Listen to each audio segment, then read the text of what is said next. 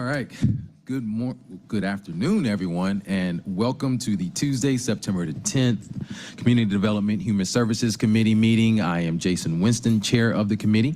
I am joined by my colleagues. To my left, we have Councilmember Liliana Bakhtiari, and to my far right, we have Councilmember Andrea Boone, and to my immediate right, we have Vice Chair, Councilmember Jason Dozier. This does constitute a quorum, so at this point, I will make a motion to adopt the agenda. We have a motion, and it's been properly seconded by Councilmember Bakhtiari. Can you please open the vote? The vote is open. The vote is closed. Thank you. Now I will move to approve the minutes. Do I have a second? Second. I have a second. Can you please open the vote? The vote is open. The vote is closed. 4 yeas, 0 nays. Thank you. This now takes us to the public comment section of our agenda. Just a reminder, each speaker will have 3 minutes. I will make a gentle reminder when you have 30 seconds left. And so we will begin with our first speaker, Henry Jordan. You can come up to the podium.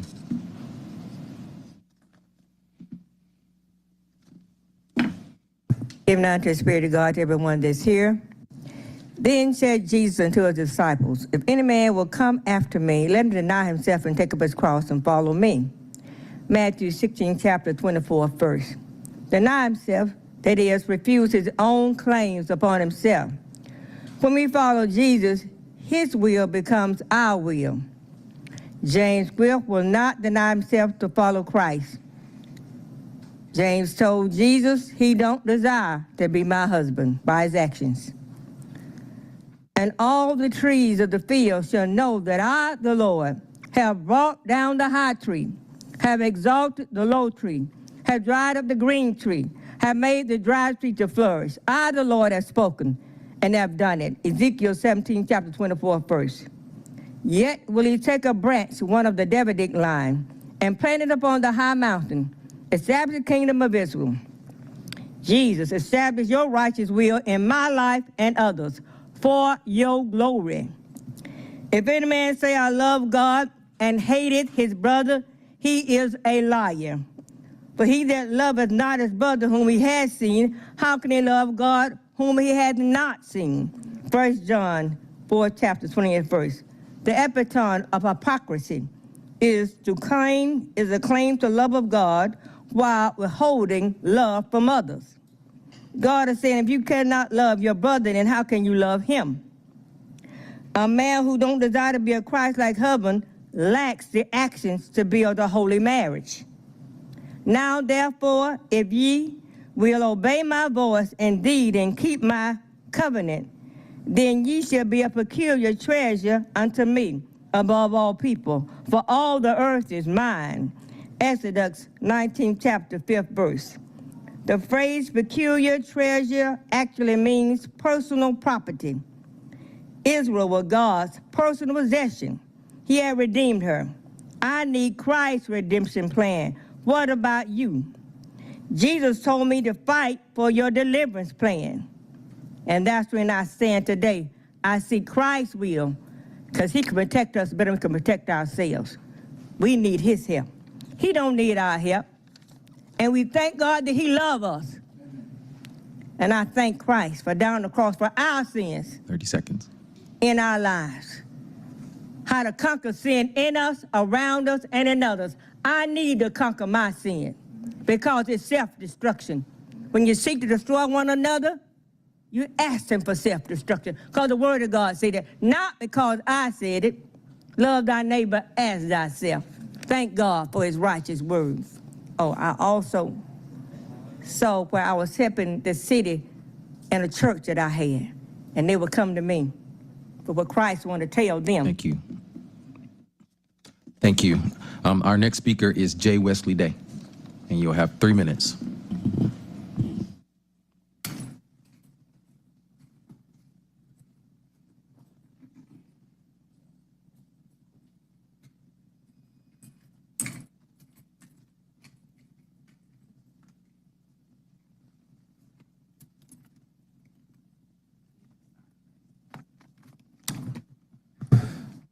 Good afternoon. My name is Jay Wesley Day. A lot of you are familiar with me. I must let you know that I will continue speaking and fighting for justice. I've met with just about each and one of you through meetings and sometimes personally or sometimes chance encounters on the street or the hallway. However, haven't yielded much results or assistance. For those that don't know my story, I was beaten into a coma on November 20th, 2018. 5 men jumped me on Edgewood Avenue at the Joystick Game Bar that left me into a coma. I filmed them calling me all types of homophobic slurs and epithets.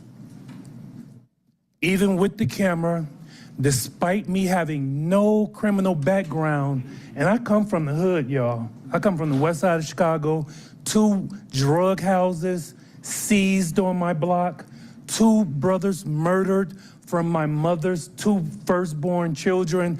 So I had to stay steadfast and manifested to get 2 bachelor degrees, 2 master degrees. And I was so close to getting a doctoral degree, but from that fight, whereas I showed that I'm the non-aggressor, I threw 1 punch that did not even land on any of my assailants in self-defense, but Keith Gamage, the Solicitor General of Fulton County, charged me with a misdemeanor of fray. It's like a disorderly conduct. Meanwhile, the main assailant, the security guard at the Joystick Game Bar, he dismissed his case. He's on camera calling me fag, sissy, slapping me on camera. I'm just sitting there. How does his case get dismissed? But Keith Gamage took that misdemeanor and upgraded to a felony. Oh my God, my life was fucked up. At that point, I lost my job at Delta Airlines, where I was making over 6 figures as a general manager in the Delta Sky Club. Meanwhile, even disclosing these charges to future employers such as Spirit, Southwest, Uber, Lyft, they all did an adverse hiring decision upon getting my background report, although they knew it in advance. 30 seconds. I haven't been able to get a job. My son had to leave the University of Wisconsin. Why? Because I wasn't able to pay for his tuition any longer. And there's 2 people that's been indicted at this point for 5 felony charges, but 6 years later, we're approaching, they have yet to be prosecuted. What more evidence does Fonnie Willis need to prosecute? And no one from this city council board has helped me or assisted me in no type of way. Thank you. Thank you for your comments. Anybody like a copy of my story? I have extra copies here. You can raise your hand. Our next speaker is Charlie Captain, and you'll have 3 minutes.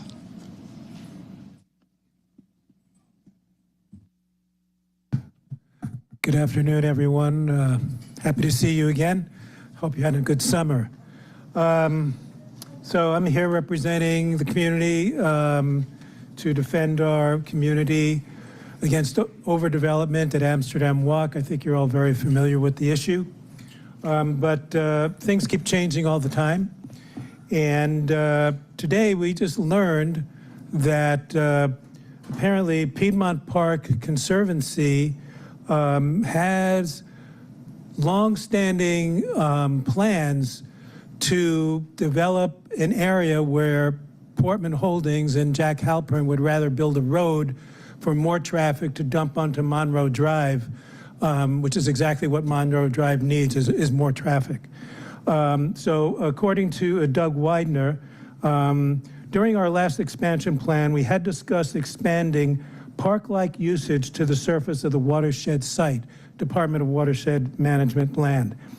At the time, the use was intended to be community gardens and a children's garden and playground. At the time, there was some sort of agreement that would allow for such park-like use of the service, but the land was to remain watershed property. Our hope is to still do this in our new comprehensive plan, but this will take new dialogue with city and department during our process. So, ladies and gentlemen, we have a clear choice here. community garden, children's garden, children's playground, assets for the community, enhancing the quality of life in the community. A road, tree destruction. The road goes right up against houses, dumps hundreds and hundreds of cars and trucks every day onto Monroe Drive. We think the choice is clear. The city should be focused on enhancing quality of life, keeping the city safe for pedestrians and bicyclists, adding more cars and mega developments in a small cul-de-sac like Amsterdam Walk is frankly insane. And the community and the neighborhood cannot withstand it. So please, let's support Piedmont Park Conservancy. Let's build a community garden. Let's build the children's garden. Let's build the playground for the children. That's what we need. Thank you very much. Thank you. Our next speaker is Jacinta O'Sullivan. You'll have 3 minutes. Thank you. I am here today to speak for you to vote no to Portman's proposal for Amsterdam Walk when it comes before your committee. I have listened to Portman for many months, never missing a meeting and hoping that they would come to negotiate and find common ground. They did not. Our request was simple and direct. Development of Amsterdam Walk should be appropriate in size and density so that it fits in with our neighbourhood, does not cause an increase in traffic on our already dangerous Monroe Drive, and does not require a new access road through a beautiful green space. That Piedmont Park has earmarked this exact space for future gardens and children's garden and playground. Piedmont have an agreement with Watershed Management from the past that they can use this land for this purpose. This is where Portman wants to build the road. Piedmont Park is engaging the community at the moment, and you can see this space on their map if you go to their site. No one is saying that Amsterdam Walk should not be developed. What we are saying is development is in a smart way that enhances the quality of your life for all. We certainly do not think that it is too much to ask. Neither did the ZRB or the NPUF, like the residents of Morningside, Lennox Park and Virginia Highlands. They believed that traffic, density and affordable housing were key issues and questioned the number of affordable housing units in relation to the market value apartments and the 1,435 parking spaces needed by Portman. They also questioned how affordable the units really will be. Having looked at the Portman application myself in great detail, I don't find the apartments to be affordable at all, considering rent, parking fees and utilities. The ZRB discussion was very interesting, and they brought up so many of the points that we've been discussing for the last few months. They voted against the Portman project for all the above reasons. They, like us, in their discussion, believe that too much traffic, density, too many cars, parking spaces, and the actual affordability of the units did not make Portman's proposal viable in this location. Portman pointed out that the location is already zoned C1 and what can be built there. The ZRB rightly said you cannot base a decision on fear, and it should have no part in your decision making. The floor area ratio, the FAR, will indicate that the scare tactics used by Portman are not accurate and were just scare tactics. The master plan sub-area 6 approved by the City Council community leaders, residents and Halpern himself has clearly laid out what is suitable for this area. And with the light rail in place, Portman's project is in no way follows that plan. The master plan calls for 347 apartments, not 840. Amsterdam Walk, given its unique landlocked nature, cannot absorb more density. It is not feasible or practical. It is too small. Try to fit a square peg into a round hole is not a good idea. For those of us who live in Amsterdam Walk, we know the reality of the space and the location. We know that the traffic situation is on Monroe Drive. Please listen to the people who live there. Thank you for your time and attention and your service to Atlanta. Thank you. All right, thank you very much. Our next speaker is Prophet Curtis Martin Harrison. You'll have 3 minutes.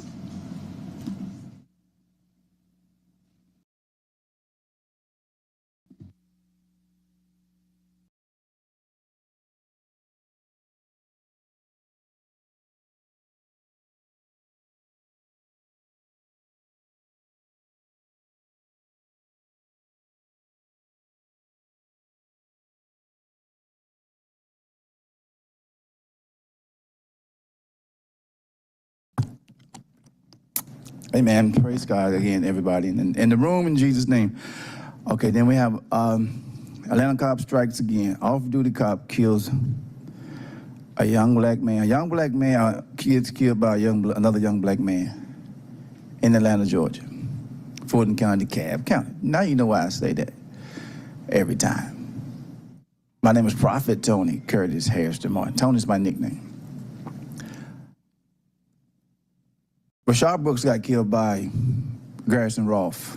Got shot in the back at Wendy's. Atlanta cop killed him. Shot him in the back, running. John Hardeman got killed by an Atlanta cop. I'm saying Atlanta cop for a reason. Tased a 62-year-old man to death. See, 3 different incidents. That's not all by a cop. Okay, so we're going to get to the bottom of those. Okay, now, Jason Winston, Columbia Plaza needs your help. Because I know tenants there that elderly are afraid and scared. They said there's drugs in the building and there's no protection. So that being in your district, trust me, man, don't think I don't know what's going on in your district, because I do. I don't say it, but I do. So we need some protection over there at that apartment complex. Thank you. Now, number 3. Okay, my car, I'm out here doing right by most everybody that I can. I'm trying to get a job, getting treated bad on the job that I was on, I guess because I'm a Christian. But I'm not gay, but I do feel the sympathy of this brother behind me that was truly violated in all types of ways. But I'm not gay. I'm not gay at all. Now, I'm saying this, that from the cops to homelessness, now if y'all do that, if a cop do that to a person, I think they'll take advantage of a homeless person. Or not just the cop. People in general will take advantage of a homeless person. That's why we need a homeless shelter. We need a homeless, I'm gonna get the proposal together, right? I need a homeless men's shelter just for men. We need a homeless shelter just for 30 people seconds. with mental, with people with mental capacities. We need a homeless shelter for women only. We need a shelter. We need shelters. We have to be waiting on emergency shelters for people that are dying in your streets, in our streets. And I'm the same way over there at Fulton County Commissioners. We're gonna be over there Wednesday, next Wednesday. I'm the same way with your state representatives and your governor and your mayor. So I ain't going nowhere. Thank you. Our next speaker, and forgive me, I see the first name, Kathy, I think it's McClure. Hopefully I got that correct. Oh, perfect. You'll have 3 minutes. Good afternoon. My name is Kathy McClure. I am a longtime Atlanta resident, an attorney, a short-term rental owner, and also the vice president of AMSTRA, the Atlanta Metro Short-Term Rental Alliance.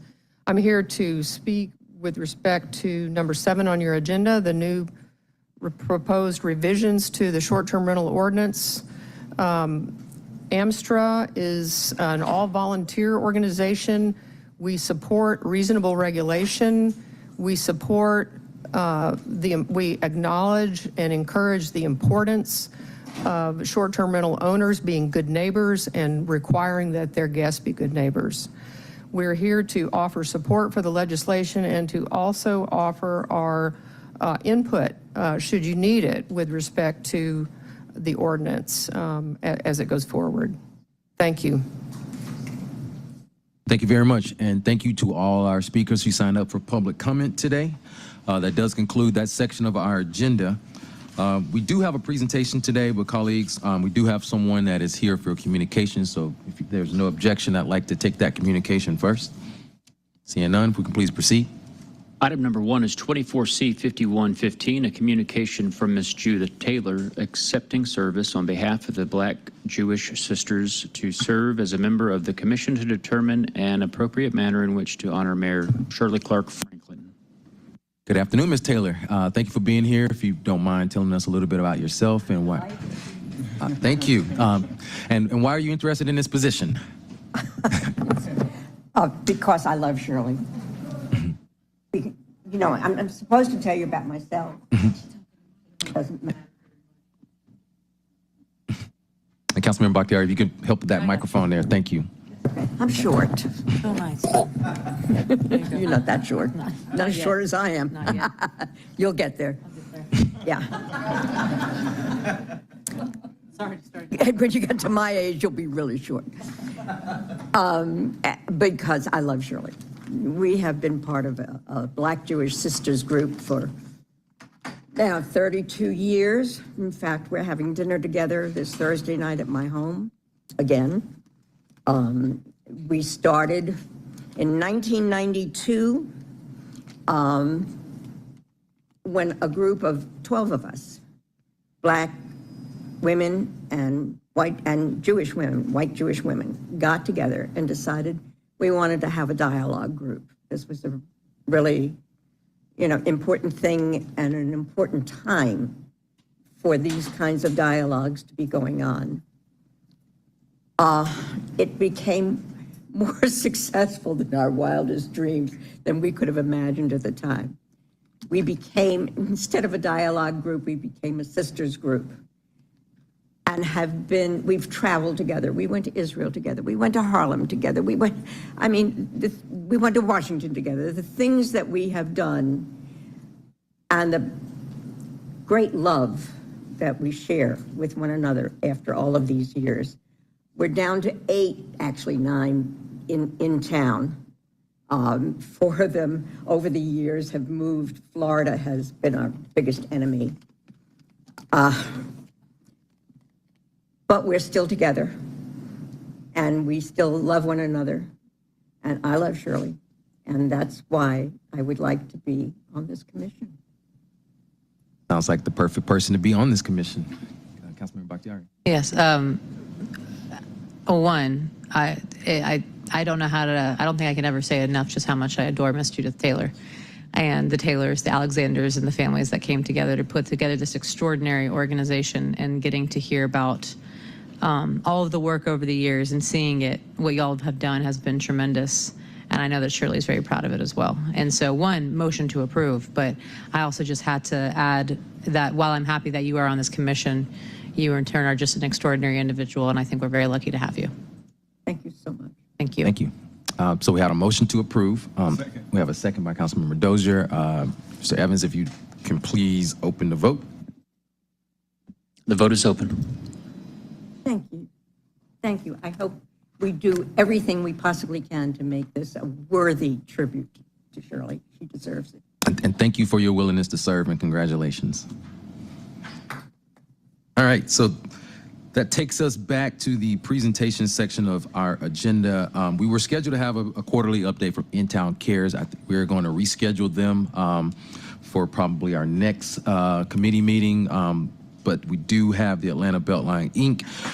CEO and President, Mr. Clyde Higgs, if you don't mind coming up and giving us your quarterly update. And Ms. Taylor, before you, Ms. Taylor, thank you for your service. I know she got out of there quick, but she's back. She is. Thank you, Ms. Taylor.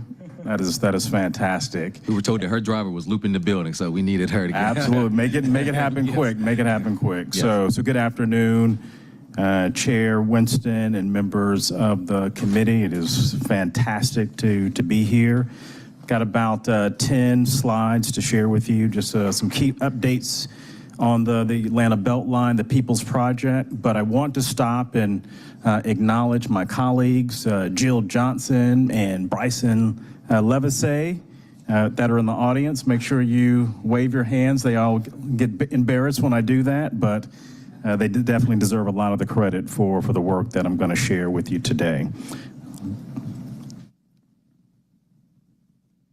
And so just real quick, if I could take just a moment and brag on the team. We were recognized by the Atlanta Business Chronicle as one of the best places to work in the Atlanta region. And while no place is a place of perfection, I definitely want to acknowledge the work of the team for making that happen. Definitely a happy place to work. can be stressful, but definitely one of the best places to work in our opinion. And then also want to talk about some of the groundbreakings that have taken place a little more than 2 months ago. We joined the mayor and for the groundbreaking of Northwest Trail Segment 5, which is almost 3/4 of a mile segment on the Northwest Trail. You may remember that the Northwest Trail is the one component of the Beltline that does not have existing rail for us to pull up. It's roughly about 4.5 miles of future Beltline trail, but very excited to work with the community in getting this project moving along. And then also we were really pleased that we were selected by the King and Queen of the Netherlands to actually give a tour while they were visiting the United States. And so we joined the mayor for a really fabulous conversation with the Queen and King of the Netherlands. They talked all sorts of things: affordable housing, transit, supporting small businesses, specifically equitable economic development. And we also had a chance to also discuss future World Cup as well. And so that's one of the things that we're focusing on. And you may remember that we're going to have about 85% of the Beltline completed ahead of World Cup. So a fantastic conversation there. And this is just a quick snapshot of some of the progress that's being made along the Beltline from a design and construction perspective. And I won't go through all of these, but we roughly have about 8 active construction projects for the Beltline that are taking place. Obviously, Councilmember Winston and Bakhtiari, focusing on the south side, that should be completed by the first quarter of 2026. But lots of activity, obviously, on the Beltline from a design and construction perspective. And we're really asking people to give us a little bit of grace. Design construction requires interruption on occasion, and so definitely appreciate the community for giving us that grace as we build out and increase improvements in the community. And then also on September 26th, we're going to have a pretty robust conversation about future transit. We continue to support the City of Atlanta and MARTA with regards to advancing transit within the City of Atlanta. I want to remind people that in the next 25 years, we're going to add almost 2 million additional people to Metro Atlanta. We have to figure this out. And so if you believe the numbers from the Atlanta Regional Commission, we have to figure this out. And then also on the affordable housing front, I want to acknowledge the work from Atlanta Housing, Invest Atlanta, the city, all the not-for-profit organizations that really help us tackle this challenge from housing affordability. We're almost at 3,900 units of affordable housing in the tax allocation district. By the end of this calendar year, we'll be almost at 75% of the goal to reach 5,600 units of affordable housing along the Beltline tax allocation district. We're moving at such a fast clip. We have adjusted our goal to meet 7,200 units along the Beltline. Now, again, our official goal is still the 5,600 units, but if you project out, we're tracking to about 7,200 units by the end of 2030. So lots of activity there. And then also want to acknowledge our not-for-profit partner, the Atlanta Beltline Partnership, for their strong work on the Legacy Resident Retention Program. Right now, there's about 230 homeowners that have qualified and been approved for that program. And we continue to talk to the other funds out there, be it the Westside Future Fund. Invest Atlanta has a fund that I believe is closed, but this is key work, because as we think about housing affordability, there's no silver bullet, there's no panacea. So it's about, yes, the affordable unit, but it's also bringing a livable wage job to community. So it's a number of things that we're doing on the affordable housing front to really tackle this problem. And then also on the economic development side, definitely want to acknowledge the work that the team is doing here. So oftentimes we talk about housing affordability, but we need to have real strong conversations about commercial affordability as well. Now, we are definitely proud that the Beltline is getting some of the strongest office rents in the city, even above Buckhead, but we need to make sure that we are curating opportunities for small businesses to be able to afford really the city's beachfront property in many ways. And so we have come up with a program, we call it the Beltline's Commercial Affordability Program, where we're working with the developers, and we're also standing up container space along the Beltline. We charge businesses roughly $300 a month, and they can literally operate on the Beltline for a few seasons. And so that program is paying dividends. We're expanding from 6 businesses, and we're going to 9, I believe. And also on the arts and culture side, we're exceptionally excited that we have hired 2 new professionals, Amina Cooper and Chelsea Moray, that are now joining our arts and culture team. And so you will see some significant activity from those 2 by the end of the year. But with the thought process that we are going to curate an iconic art program along the Beltline. So for each cardinal direction for Beltline, the north, the south, the east, and west, we will have significant pieces that we will leave for the community once we finish the Beltline trail segment. And then also tonight, as we always do in engaging the community, we have our 3rd quarterly briefing on the West Side Trail, the Beltline at Monday Night Garage. And I am told that that is a sold-out event. And I wish it was because of Clyde Higgs and how I attract people, but it might be because of this gentleman also known as Young Jeezy, who is moderating a conversation about economic inclusion and making sure that the Beltline is one of those entities that's making sure that the city is inclusive when it comes to economic opportunity. And you may remember the pretty robust conversation that we had during the SSD, and where we committed to the community that we were going to make sure that a significant amount of our spend for Beltline construction is with our Black and brown businesses as well. So that should be a very robust conversation. Very excited about that. That will be a hybrid format, so in person. You can also join us on Zoom and Facebook. And then lastly, just quickly, just a couple of things, future opportunities for sure. We need to tackle this maintenance challenge along the Beltline.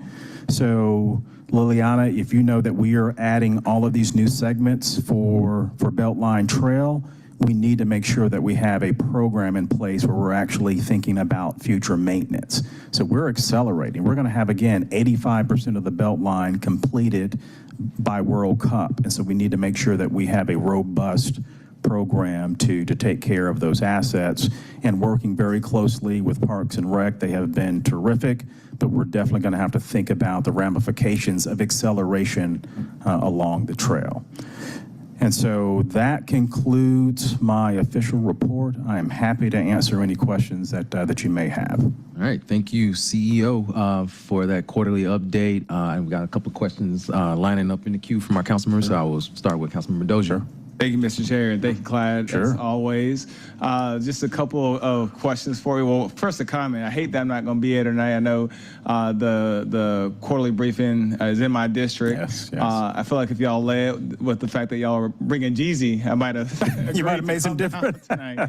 But I hate that I won't be able to be there. But I appreciate y'all continuing to do intentional events and programming in the southwestern part of the Beltline Trail, because I know when we think about equity and access, y'all really been very thoughtful in terms of the Lantern Parade, in terms of all the different races. It's been really cool to see y'all continue to lean into that. And so just thank y'all for coming to my district.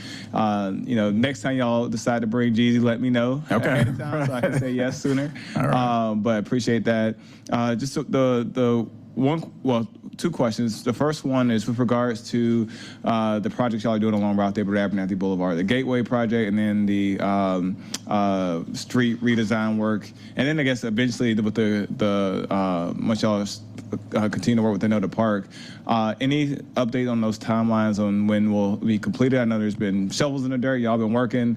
It looks nice, but just would love to know when y'all are saying it's done and open and ready for. Yeah, so right now on RDA, we are doing punch list items right now. So definitely by the end of this year, we should be quote unquote finished with those projects. And that's one of the things that I wanted to make reference to. Lots of improvement, but it is disturbance for sure. And so again, by the end of this year, we should be officially finished with those projects. Now, with regards to Anoda, we're in the throes of starting construction for Anoda. There are some challenges there. The pricing for Anoda has increased significantly. So the pricing construction gremlin has finally hit the belt line. We've enjoyed some pricing efficiencies for trail construction, but Anoda is definitely going to be a significant challenge from a financial standpoint.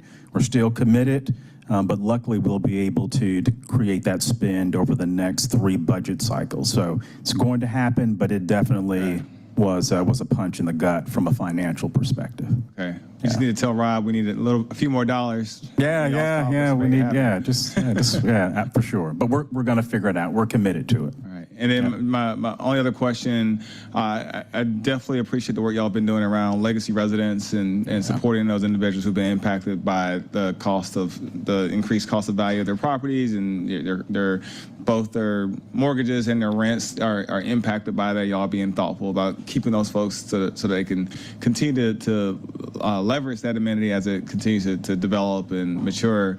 One of the things that I've been thinking about a lot over the last couple of years, but it's really come to a head this year, is with regards to legacy businesses and businesses that have been in the community for a very long time, that play a significant role in how we identify our communities, how we understand our communities, and that in many cases have been served as kind of a third space for people who have also been in the community for a long time.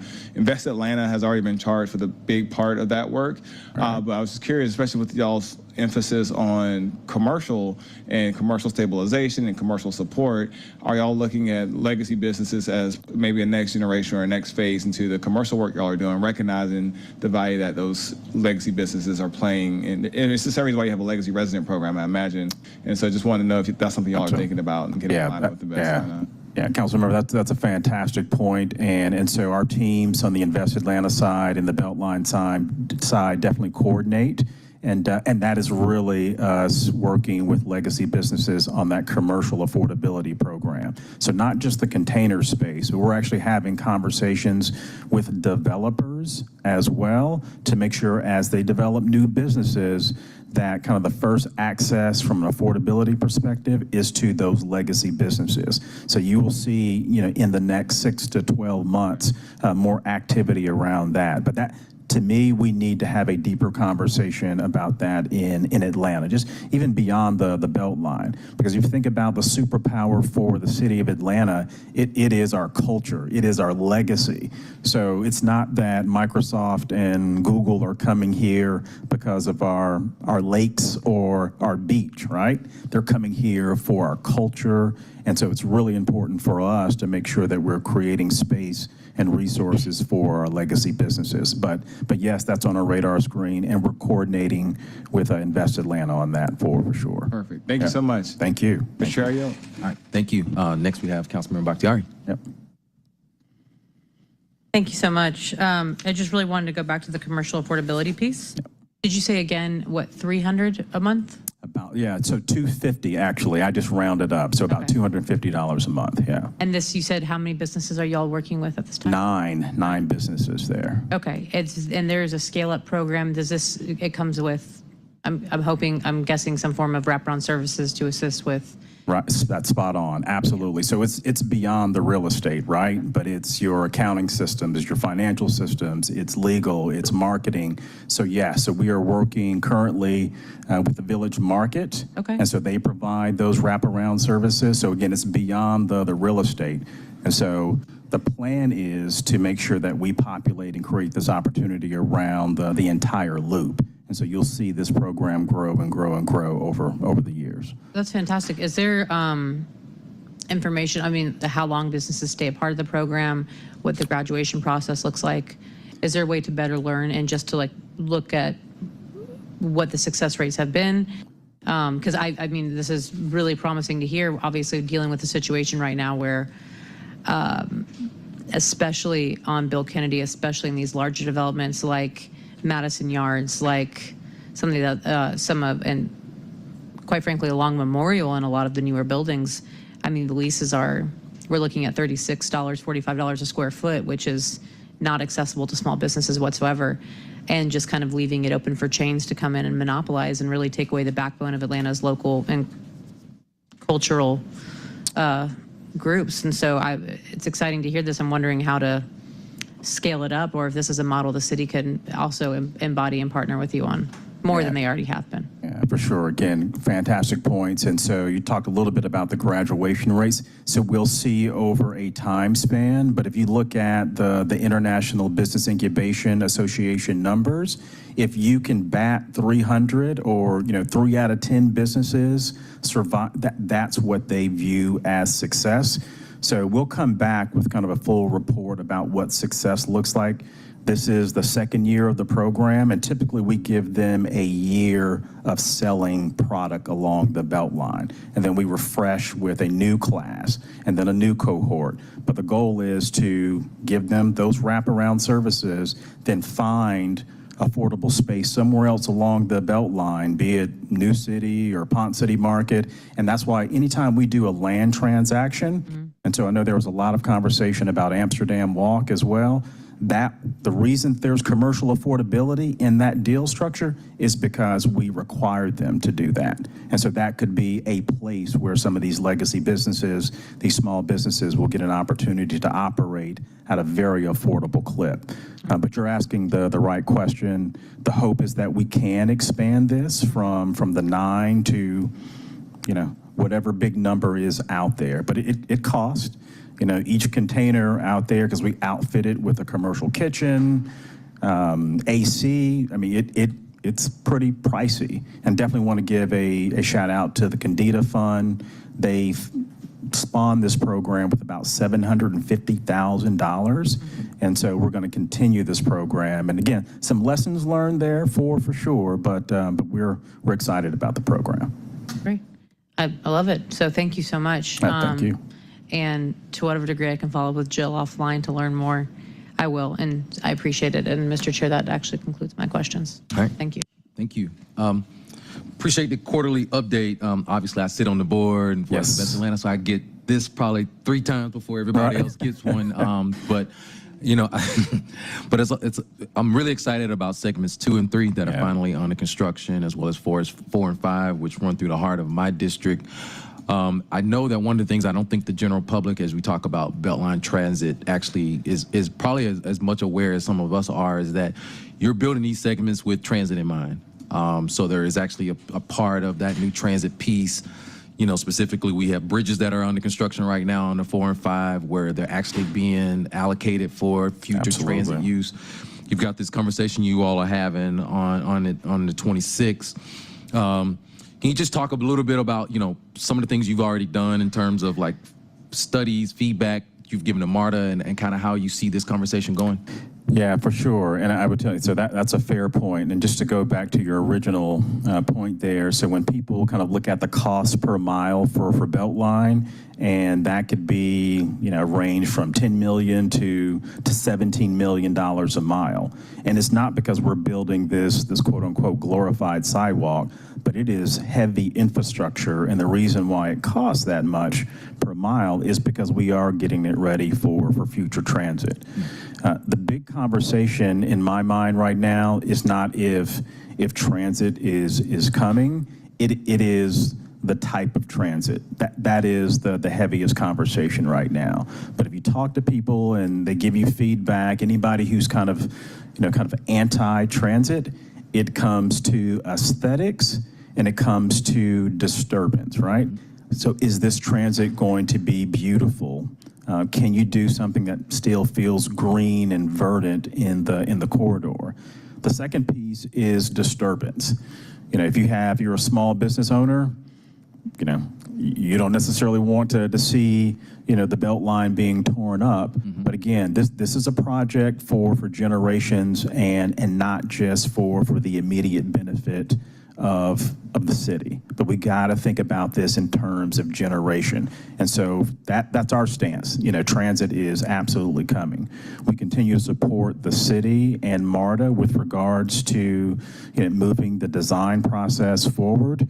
We hope to get to 60% of design soon. And a lot of the feedback that we're giving is to address some of those issues, because a lot of it is beautification and how it looks, the aesthetics.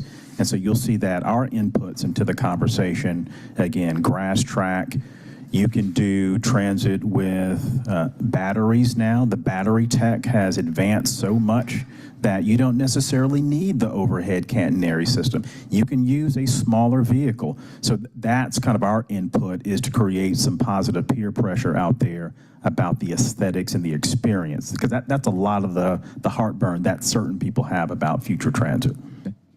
And then I know, East Side Trail kind of spurring a lot of new developments, especially around retail and commercial. You got the different segments that are under construction now, including Northwest, kind of Southwest, and the South Side. Sure.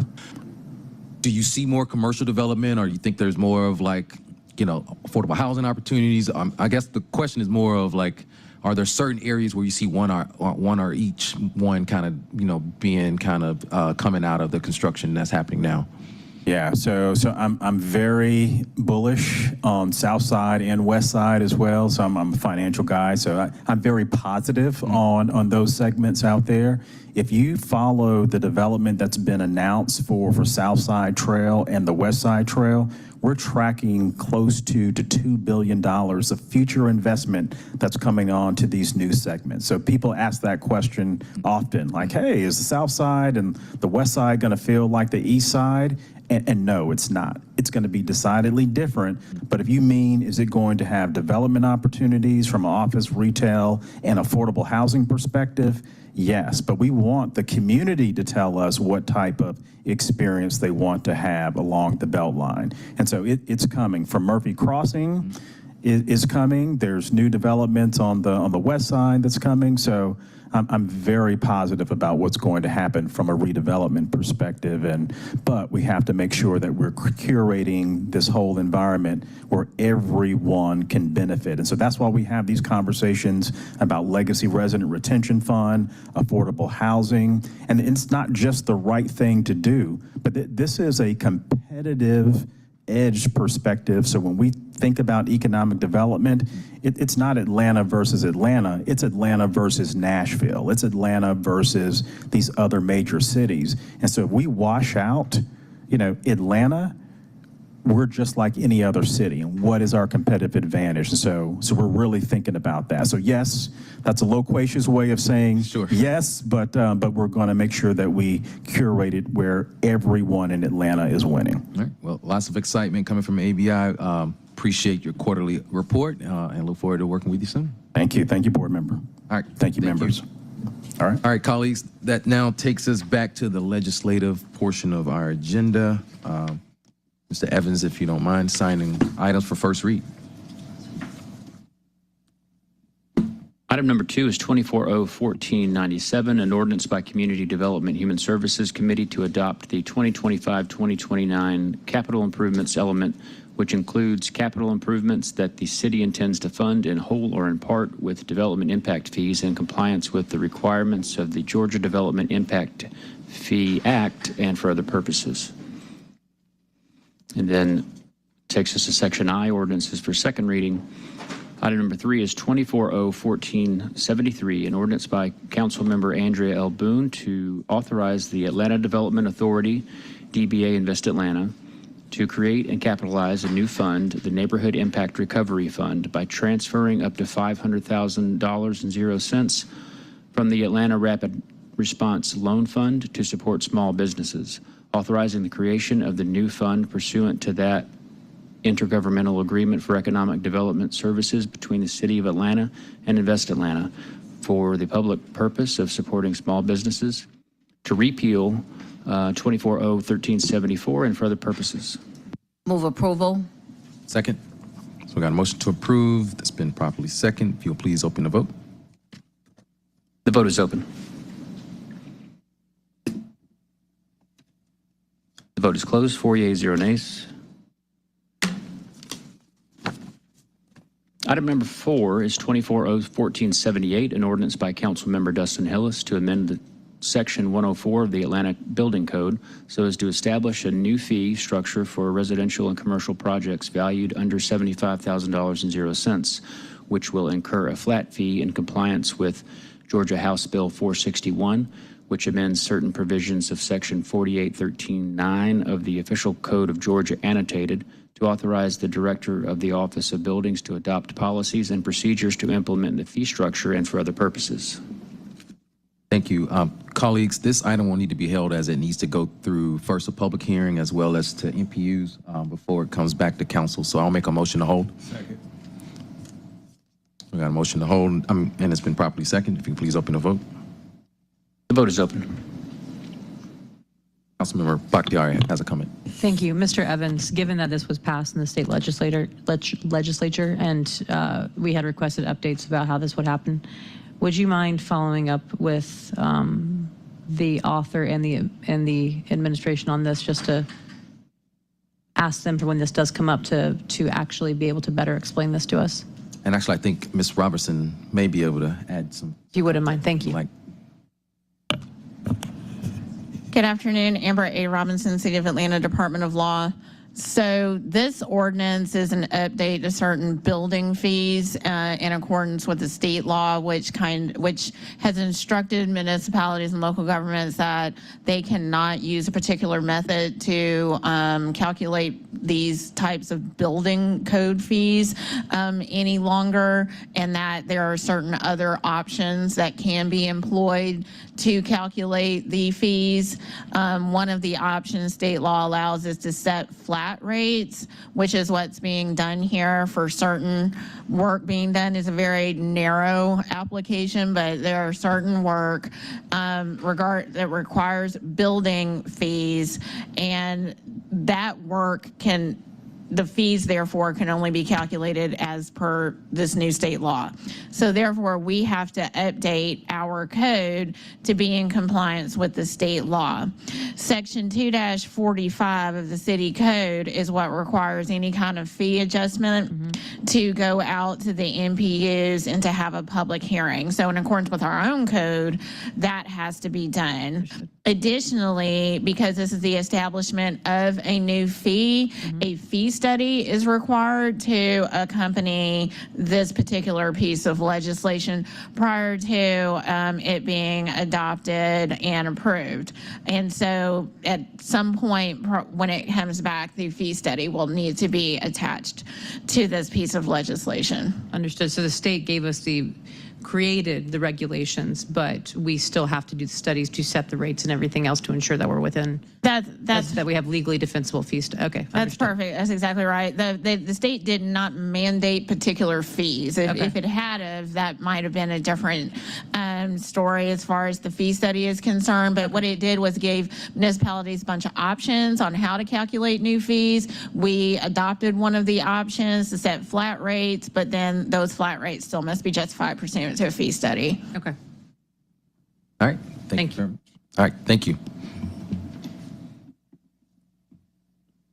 Item number 5 is 24O1482, an ordinance by Councilmember Alex Wan to rededicate the namesake of the Atkins Park neighborhood from Confederate Colonel John DeWitt Clinton Atkins to Dr. Eliza Atkins Gleason to honor her legacy in the field of library science and her impact on the City of Atlanta, to waive certain provisions of the City of Atlanta Code of Ordinances relating to the dedication of public places within the City of Atlanta which are not applicable where a dedication is initiated by the City of Atlanta and for other purposes.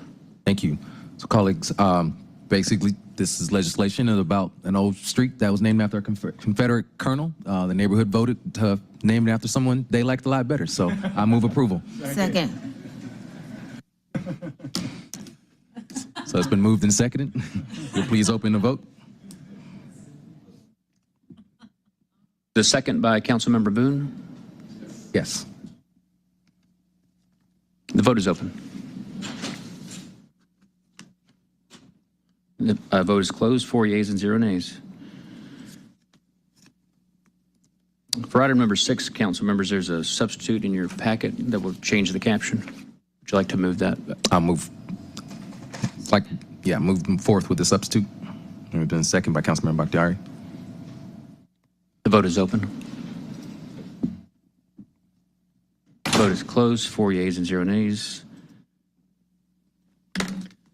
The revised caption is, it's item 24-01486, an ordinance by council members Winston, Juan, Faroki, Boone, Lewis, Amos, Hillis, Shook, Dozier, Bakhtiari, Westmoreland, Bond, and Overstreet to request the issuance by the Atlanta Development Authority, DBA Invest Atlanta, of its revenue bonds, Homeless Opportunity Project, taxable Series 2024 in the aggregate principal amount of not to exceed $75 million to finance all or part of certain capital costs associated with approximately 500 units of quick delivery rapid housing, 200 additional units of permanent supportive housing and other related projects in the city of Atlanta, and to pay the cost of issuing such Series 2024 bonds,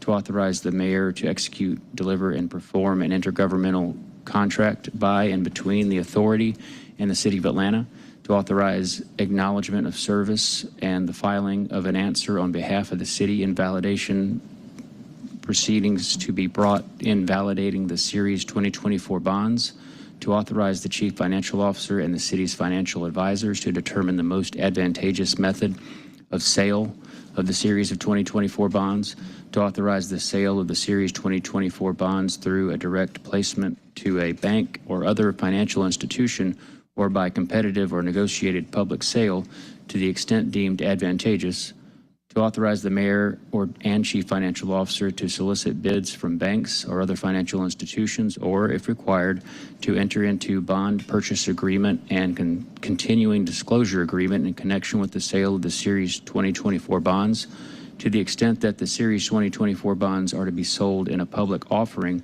to approve relevant portions of a preliminary official statement and final official statement, to authorize certain related actions, all in connection with the issuance of issuance of the series of 2024 bonds and for other purposes.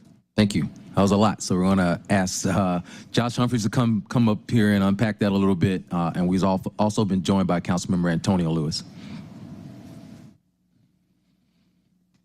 Hey everyone, Josh Humphreys, Office of the Mayor. That might have been the longest caption I've ever heard in CDHS before. So this paper represents a $50 million homelessness bond. The last time we issued any funding like this to address homelessness in the city was in 2017. And that launched a number of initiatives, including the permanent supportive housing pipeline that has led to hundreds of units that are either delivered or underway. The reality is that we still have a need in the city to address homelessness, particularly coming out of the pandemic. There's been a rise really throughout the country. And so this bond would represent the largest investment in combating homelessness in city history. And it's tied and really building on the momentum of the Melody Project that was delivered earlier this year in Councilman Dozier's district. That project, we leveraged shipping containers and built 40 units of rapid delivery housing from October of last year when construction started until February of this year when residents moved in. It was only 4 months because we leveraged modular housing construction to do so. And so that really created momentum around the ability to deliver quality housing quickly to address the needs of our unhoused residents. So this would unlock additional funding to both to build more of projects like that. We've got 2 more in the pipeline that we're working on right now. That would be new construction, leveraging modular housing design, as well as we're also looking at acquisition of sites. There are some existing multifamily sites that have vacancy that we think we can quickly bring online and make available as supportive housing. So Also got Catherine Vassal here from Partners for Home. They've been our partner both on the Melody and on the previous bond issuance. And so she's available if you have any questions just about that. But that's what this will be laser focused on delivering housing by the end of next year. This is not a long horizon. This is, hey, we have an urgency need, and we're gonna address that right now. All right, thank you. Councilmember Bakhtiari. Thank you. Love the paper. I just had one quick question. I was curious. I know that this is it'll go towards rapid rehousing and supportive. Are we figuring out how we're, or 500? I want to say rapid rehousing, 200 supportive. How are we defining the difference? I was just genuinely curious. So, and how we're building, I mean. Yeah, so basically the 500 units will go toward projects similar to the Melody, and that like we're going to deliver them faster than you would typically build multifamily. So a traditional multifamily build could take 3 years, 4 years, especially if you include. So we can do faster. But so the 200 are like more traditional. Like you're just going to build it the same way you build it. Adds to the pipeline of projects, which is how we did in 2017. It's good. You need to keep that pipeline moving. But the 500 units that we're focused on is like, hey, between now and the end of next year, we got to build, like, we got to get modular design. We got to get moving on this because we can't wait. And so it'll be more like the Melody. So even though it's modular, we're still going to have wraparound services on. That's correct. Yes. And then with the 200 units, that's going to be more similar to the Atlanta Motel 111 Moreland, I'm guessing. That is correct. Yes. Yeah. Awesome. Motion to approve. Thank you. And I just want to bring up Catherine to kind of just break down some of the numbers so that we can, fully understand kind of where the dollars are going, understanding that this is a new bond, a historic one. Your team has done a wonderful job. Senior policy officer, Courtney English, and everyone that's worked on this has, this shows that we're all serious about the hard work that we're all doing. And so I just want you to kind of just break down some of the numbers for us so we can understand it. Numbers specifically? I know in your press conference that we talked about the breakdown of the actual specific dollars going towards, rapid housing versus supportive. And I so was I don't know trying to if do you you a have, favor and just Yes. let you get by. You don't have to give specifics, but just kind of No, talk. we have the Kind of high level. specifics. Yeah, so the rapid housing units, the 500 that Josh just described, are going to cost us about $150,000 per unit to deliver. Thereafter, they will cost us roughly $24,000 per year to operate.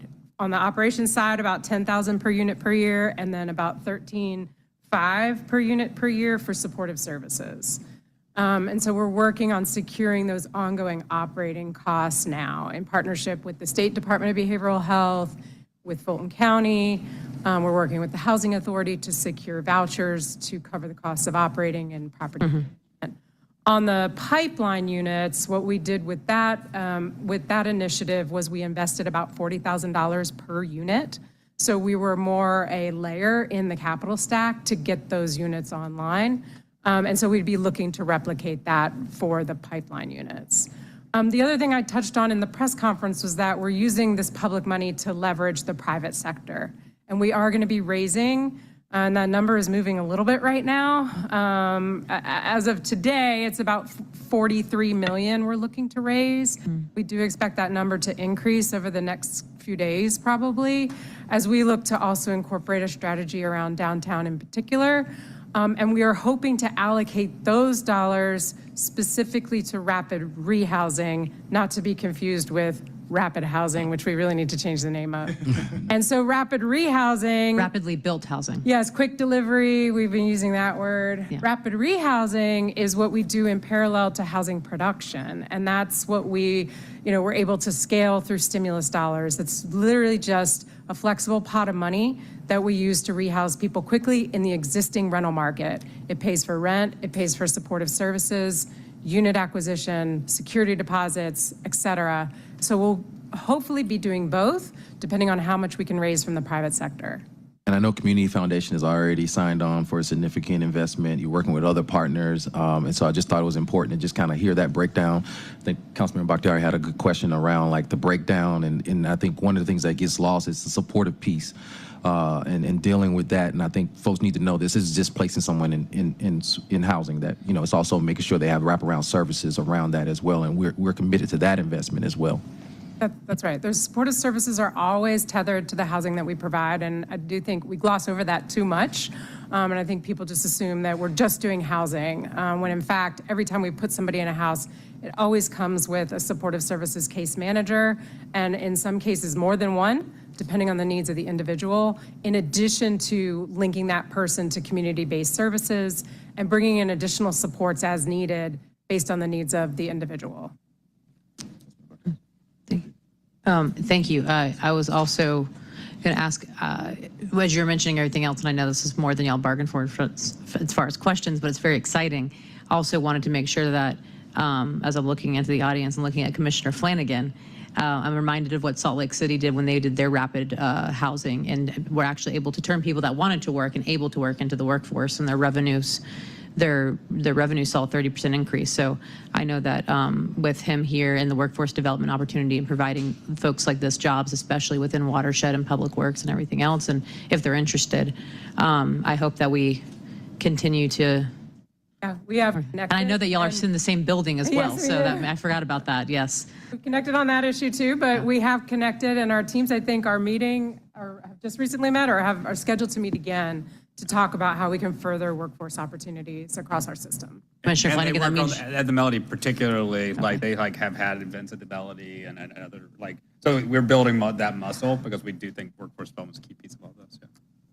Thank you. And I do hope that we can at some point, just because I know that we're doing this, but at some point discuss some of the families, because I know that we're like families and some of the youth now with what the state has passed in terms of catching at-risk youth. But anyways, this is all fantastic. Move to approve. I'll second, but before we take a vote, Oh, and then, we'll of pass it to Councilmember Lewis. How will people be placed in, how will, not selection process, but who will be there? The units for rapid housing, the 500 units, was a charge from the mayor to prioritize unsheltered individuals, particularly in the downtown area. But that said, for the units that are delivered through this, made possible through this bond funds, we'll be using the HUD required coordinated intake and assessment process, which is a standardized way of assessing homeless people. Unsheltered individuals will be prioritized in addition to folks that meet the chronic homeless definition, which is people who have a long-term disabling condition and long lengths of stay in homelessness. So we're really trying to prioritize the most vulnerable in our system for the units that we're producing with rapid housing. On rapid rehousing, the other tool that I described, which is using units in the rental market, it is a time-limited subsidy. Those individuals we prioritize who are not disabled, who need a little bit of support to get back on their feet, who are currently homeless in our system, and those folks get diverted to rapid rehousing. So it depends on the individual's need, how we refer them into what intervention. And I think I'm asking that question because I know I got houseless people in my area who've been there forever, and I know we've come over to talk to them, but I see the Melanie get built, and I see other projects get built. We've spoken to them, but they're still there. And to see 500 homes, and we say each unit is 124K, 140K, then 24K per year to keep it going. I want to make sure that, like Amber on Cleveland Avenue on the exit 75, Amber with the tent right there. We've spoken to a lot of times. I want to make sure she has a place in this space. I went to high school with Amber. I graduated high school with Amber. She graduated South Atlanta High School with me. We grew up together. She wants a place, and she doesn't want to have to go downtown because she can't take her stuff downtown with her to get a place. So how can I, that's why I asked a specific question. My first time coming to CDHS all year, I asked very specific, how do I get Amber Gray a place? Yeah, we would love to get Amber connected, and we can send our crisis response team out this week to see Amber. We've done that, and so This is the first time I've heard about Amber, okay. council member. We've responded, the last time we saw you in city council committee, we talked about another encampment over by the dry cleaner across from the fire station. That was the specific concern that you elevated, and we have responded to that issue. We also we canvassed that area because that was the area that we were told in follow-up that your office had concerns about. This is the first time I am hearing about Amber, and I am more than happy to respond to that specific request. First time I said a name, same, it's less than a mile, it's less than a half a mile of a block when I'm talking. She's relocated to the highway.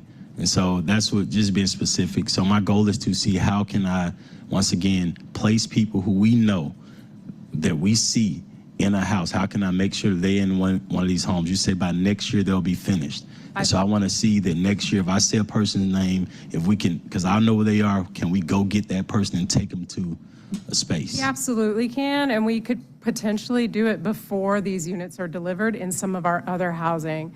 So I'd love to be able to set up some time with you and or your staff to be able to identify the specific areas of concern and people so that we can have teams go out now and try to target some of those folks.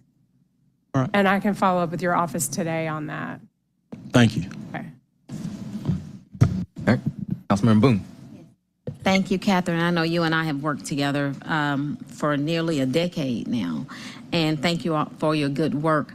I, too, do have concerns about just the process for folks that I have several folks in my district that are living literally in cars. You have children that go to Benjamin Mays High School, Harper Archer, Frederick Douglass, and they are homeless. So I know the paperwork sometimes becomes a barrier with them. Do you have social workers to work with those individuals? And sometimes the paperwork can be intimidating. So those folks that have been homeless for years and years, living out of their cars, parents going to Costco's and Sam's to work, and then coming back to live in a car.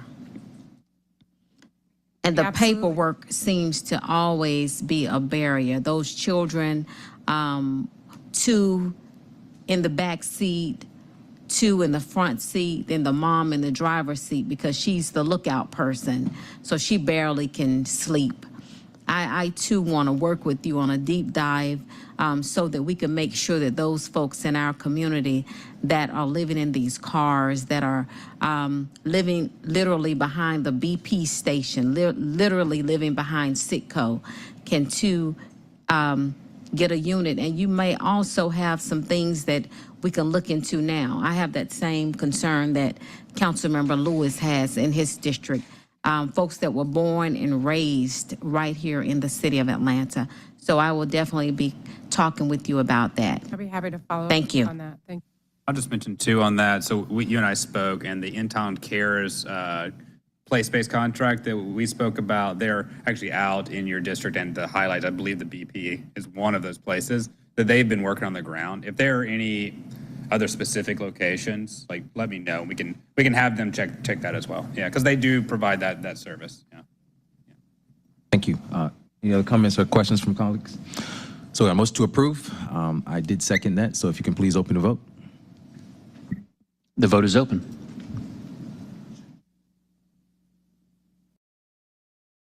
Vote is closed. 4 yeas, 0 nays.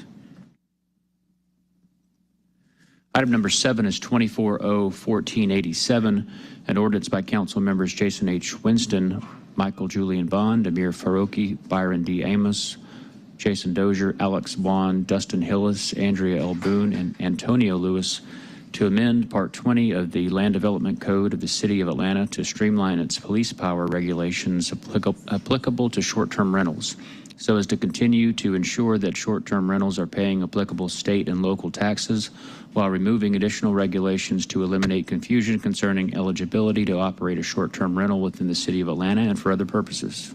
Thank you. Colleagues, we've had several conversations about this legislation.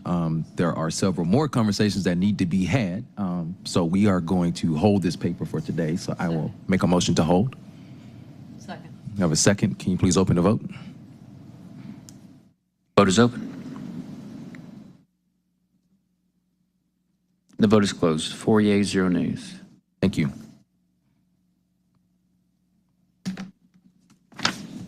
That brings us to Section J, Resolutions. Item number 8, 24R 3985. A resolution by Council Member Jason Dozier authorizing the City of Atlanta to donate a total amount not to exceed $700,000.00 to 24/7 Gateway LLC, the Gateway Center, pursuant to Section 6-306 of the City of Atlanta's Charter to support coordinated shelter and supportive services for individuals experiencing chronic homelessness in the City of Atlanta, authorizing the mayor or his designee to enter into a donation agreement which shall detail the actions of 24/7 Gateway LLC to support coordinated shelter and supportive services for individuals experiencing chronic homelessness in the City of Atlanta, to authorize the chief financial officer or his designee to make a donation authorized hereby from the accounts listed herein and for other purposes. We'll bring back up Mr. Humphries.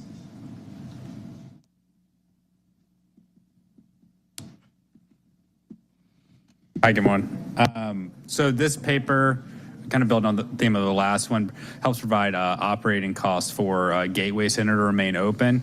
This is something that they're in a transition period right now because Georgia Works is actually moving to the Oddfellows building in your district, and during that period, there's some inflated costs during the transition. So this helps keep them in operation, make sure they have the funding they need in order to provide the valuable service they provide downtown.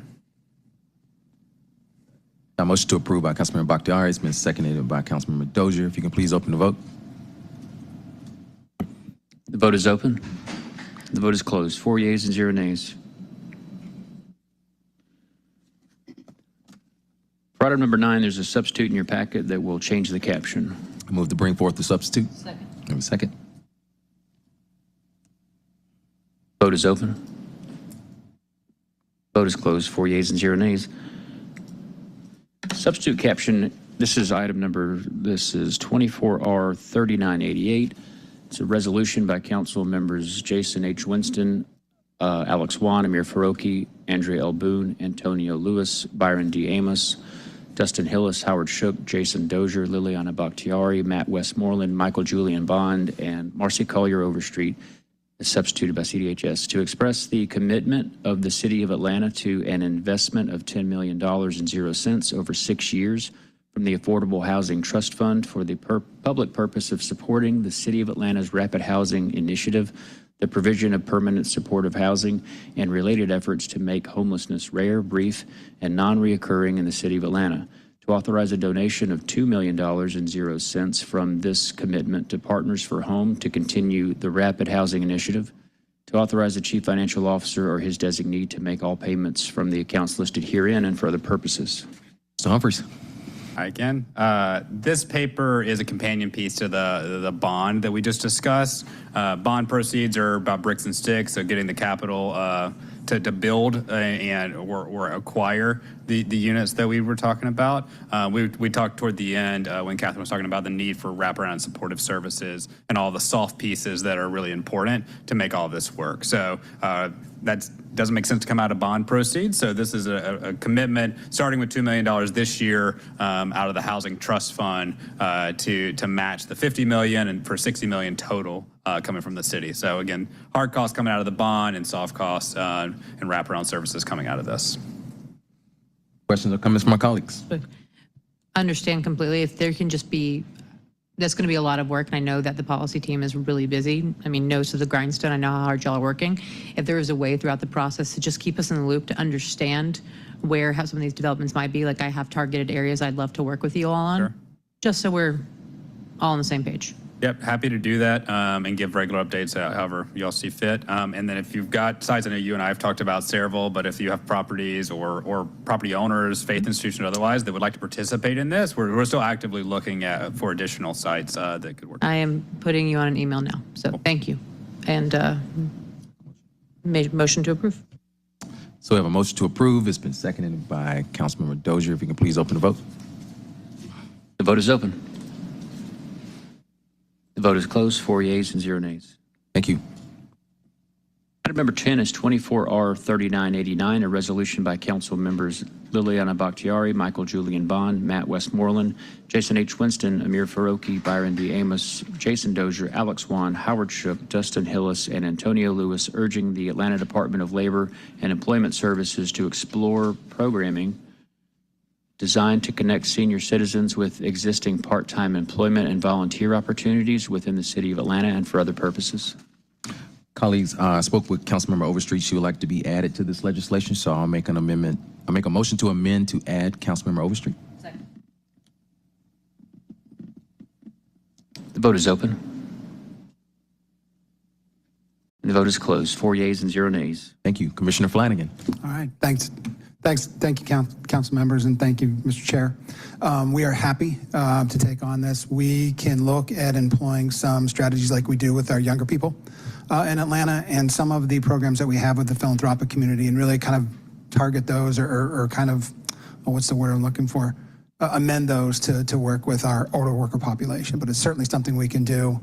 We've got federal partners in the Senior Community Service Employment Program through AARP, but I think really what we can do is look through what we do within the Department of Labor and Employment Services to enhance some of those. So we'll be happy to come back to you, probably quicker than 5 months. We should probably have something back within a month or two for some recommendations on how we can move some of these forward.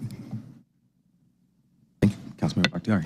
Commissioner, I just want to say thank you for working with me on this, and I appreciate y'all being willing to move quickly because the idea of, as we discussed, having a plan together so that we can, in time for budget season, if some of the recommendations that you come up with are in terms of financing something, because I think all of us know that we have a number of seniors that are constantly asking us if there's work opportunities, if they can engage with us in certain ways, and also that are on fixed income and oftentimes, especially during the holidays, looking for ways to make extra money. So I think I'm very happy that you're here. I'm really happy we have this department, and I'm grateful to you for working with me on it. I appreciate that. And what we will do first is to look at philanthropic solutions so we don't add additional burdens to the city budget. That's a great strategy that we're employing right now, and we're going to look to do that as well. Thank you. That's wonderful. I appreciate it. Motion to approve.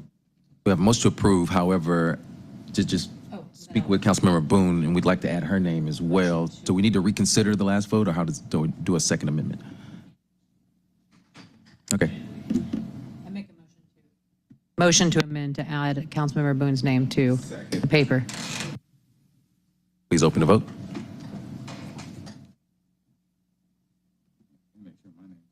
Yeah, I was just checking. You're good. You're good. One moment. The vote is open. Vote is closed. 4 yeas, 0 nays. Motion to approve as amended. Second. Vote is open.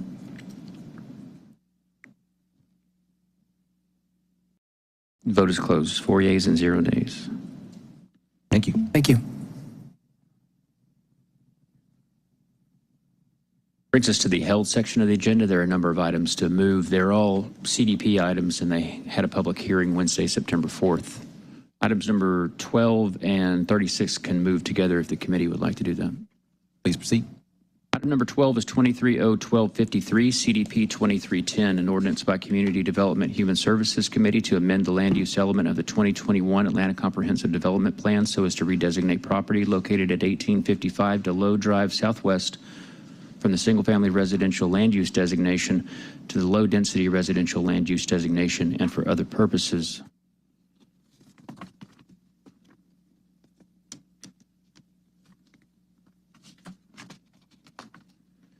And item number 36 is 24-0-1439, CDP 2422, an ordinance by Community Development Human Services Committee to amend the land use element of the 2021 Atlanta Comprehensive Development Plan so as to redesignate property located at 1388 Northwest Drive Northwest from the medium-density residential 0 to 16 units per acre land use designation to the high-density residential land use designation and for other purposes. The recommendation is to file both. Make a motion to file. Second. We have a second. Councilmember Dozier, if you can please open the vote. The vote is open.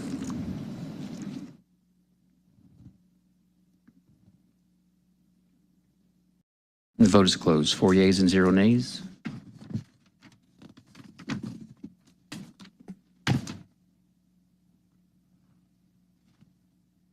Next item is number 28.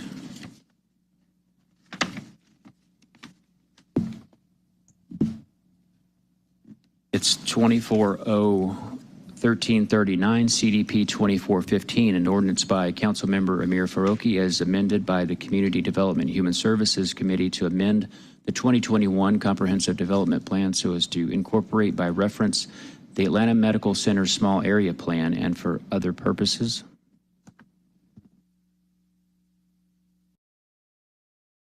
Oh, Ms. Forte, welcome.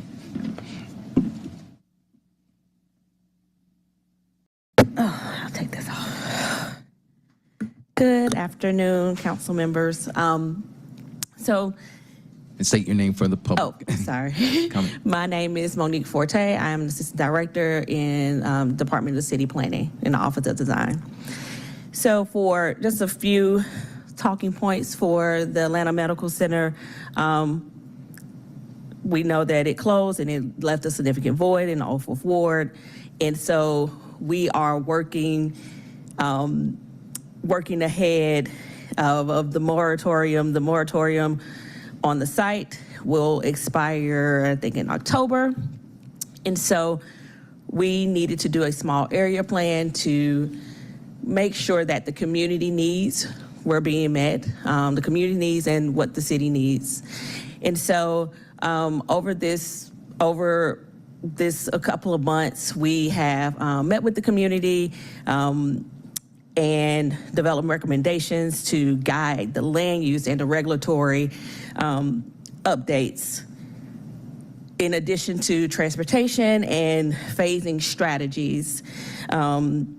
We have met with council members, we've met with the neighborhood associations, we've met with the MPUs. The MPU approved it back in August, actually August 26th. It's a concept plan that comes with it. It's a framework, and it is to not only guide the land use, but also give some strategies for phasing.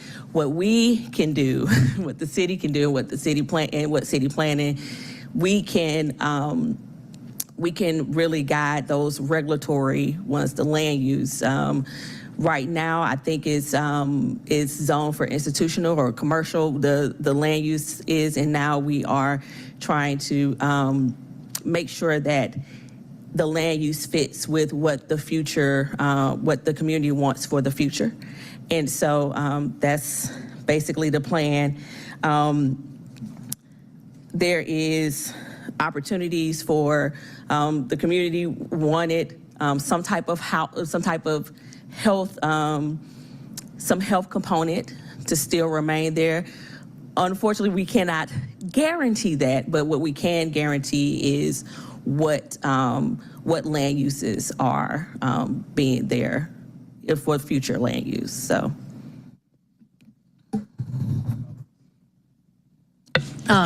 One, thank you to you and your team for how hard y'all worked on this. I know it's a lot. Yeah. I also know it's a lot to carry this with the community when they don't quite understand that we do not have the right to dictate what happens on this land. So I tried also on the public hearing, the first one, to really work to make sure I backed y'all up to explain that. Yes. And that our best case scenario in this situation would be for Wellstar to agree to give a portion of land to the city, a small parcel to the city to work with, but obviously the land use piece. But I also know that with the demolition of certain parcels that we could, in fact, talk about city subsidies and requirements on properties as well, and maybe hold them accountable on that way as well. So yes, I know that we discussed that during the meeting. Yes, one particular site, the big parking deck has been condemned for a while, and it has to be demoed. So, yep. And I know there were a couple parcels that they just are not salvageable. Right. So understood there. Right. But yes, I just wanted to make mention of that again for anyone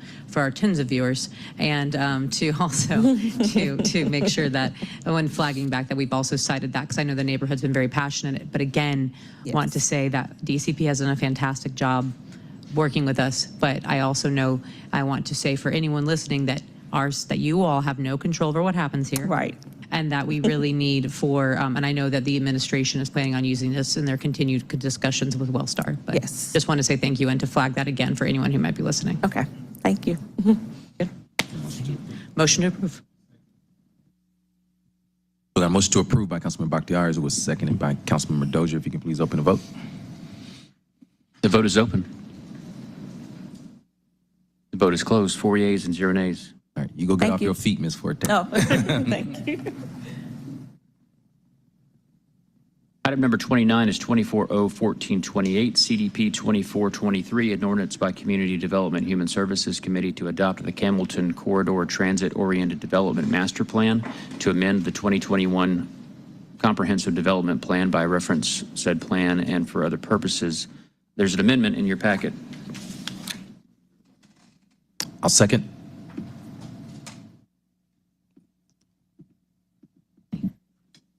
The vote is open. The vote is closed. It's 4 yeas and 0 nays. That amendment just fills in blank spaces in the 11th whereas clause to include what NPUs and the dates July and August 2024 for when the plan was finalized. Thank you. I'll make a motion to approve as amended. Second. You have a second? Can you please open the vote? The vote is open.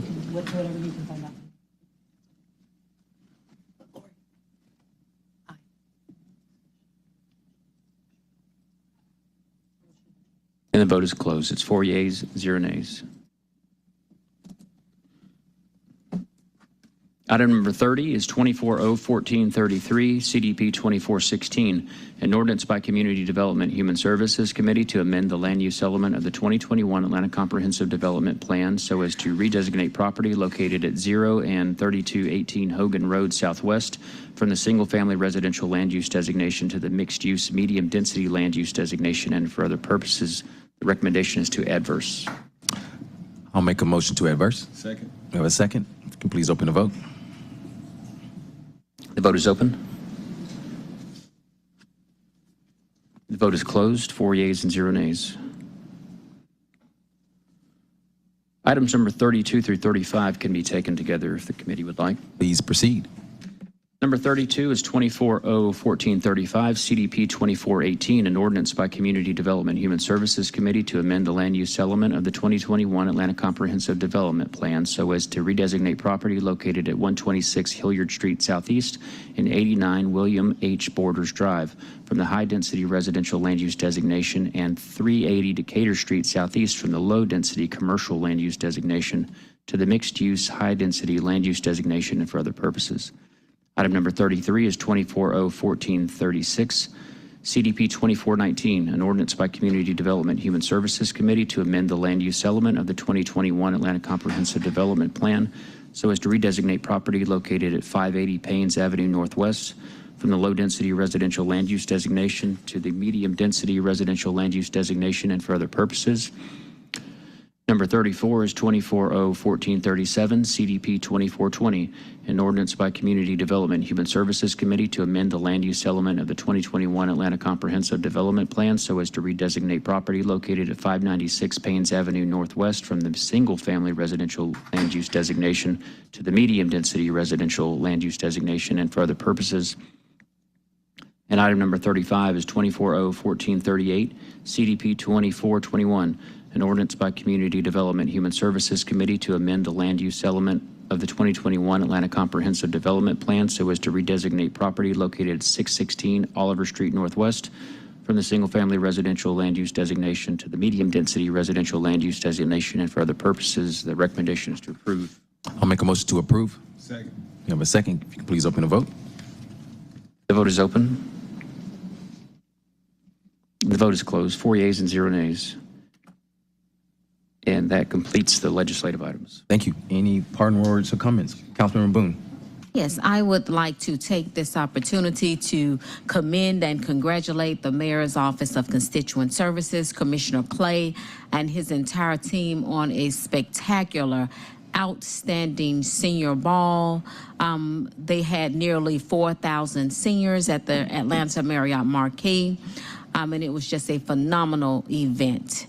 I, too, know the stress that this event can cause, so I just want to pause and thank them for caring about our golden citizens and making it a magical, magical evening at the Atlanta Marriott Marquis. Congratulations to Constituent Services. Thank you. Councilmember Dozier. Thank you, Mr. Chair. So this is a surprisingly busy week for our District 4 office. We have a few events that are happening this week and want to make sure our community members know about them. One, tomorrow, our office in collaboration with Central Atlanta Progress and the Atlanta Downtown Improvement District is hosting a public information open house session around Peachtree Street and redesign around Peachtree Street. And as I say that, I realize I don't have the location in front of me. So we'll keep that in mind and just put those words into Twitter or Google and you'll find the location. My apologies. But I do want to let particularly our West End residents know that on Thursday morning at 9:30, our office will be conducting a public safety walk with our newly minted COO, LaShondra Burks, along with several members of our city's public safety staff, including APD, code enforcement, DPW Sweet Team, PAD, and others, to do a walk down Joseph Lowry Boulevard. And we'll be stepping off at 9:30 from the corner of Joseph Lowry and Oglethorpe. It is an open event, so if you have concerns about public safety in the West End community, particularly about Joseph Lowry Boulevard, please join us for that walk. And lastly, I don't want to get ahead of my colleague, Councilman Winston, but I'm going to make the announcement that this Sunday from 1 o'clock to 5 o'clock p.m., please join us on Ralph David Abernathy Boulevard, or as they call it in District 1, Georgia Avenue, for the next iteration of Atlanta Streets Alive. It's the first time it's been back on that street, I think, since 2017. It's been a minute. And it's going to be fun. We have a lot of activations, and it's just going to be great to see it on the south side of the city for the first time in a long time. And we'll be out there zipping around on bikes and pushing kids around, but hope to see y'all out there as well. I'll second that. And I just also have a quick announcement. Just want to let everyone know that in District 1, we're doing our second annual diaper drive. Last year, we were able to collect over 5,000 diapers that we were able to distribute throughout District 1. So we have 10 locations in District 1. I won't name them all. You can go to my social media channels or my newsletter to find them out. But you can drop off loose or packaged diapers up until September the 25th. So please drop those off as we need them. We were able to help over 300 people last year during our distribution. And then lastly, I just want to once again wish my daughter a happy 4th birthday, who turned 4 this past Saturday. So happy birthday, Banks, again. And if we don't have any, we got one more from Councilmember Baccarat. Sorry, and real quick, for any artists in Atlanta, moving Atlanta forward dollars. We were awarded, each of our districts were awarded amount of money to put forth towards the arts. There's a huge push right now for murals in time for FIFA. The Office of Cultural Affairs is doing a giant push. We are asking for any artists that are interested in being selected for any of this funding in time for these murals that are happening relatively quickly to please, please, please go and register as a vendor with the City of Atlanta so that you can submit your concepts to be chosen for one of these massive murals that we'll be doing around the city in time for FIFA. It does not have to be FIFA related. Whatever you envision, please submit it. We want and need more art in the city. So please take a look at that and submit if you can. Thank you. Councilmember Dozier. Just to clarify, the Peachtree Street event tomorrow is at 99 Broad Street, which is the headquarters of the artist formerly known as Newport, so the South Downtown folks with Atlanta Ventures. So thank you. All right. Any other parting words? Going once, Goodbye. going twice. Stand adjourned. Thank you.